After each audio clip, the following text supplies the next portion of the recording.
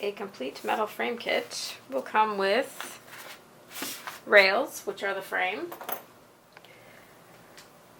This kit for the demo is going to use an 11 by 14 frame, so you get two 14-inch rails and two 11-inch rails.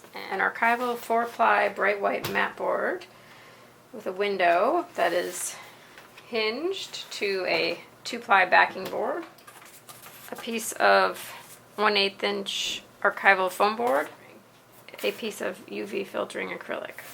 To assemble the frame, you will have 8 corner pieces. They come in pairs. You're going to line up A and B when you're inserting them into the frames. You're going to get springs,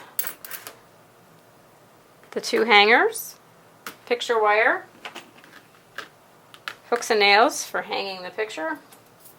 These are little foam bumpers that are adhesive you can put on the back corners of the frame. You will also get a little packet with mounting corners.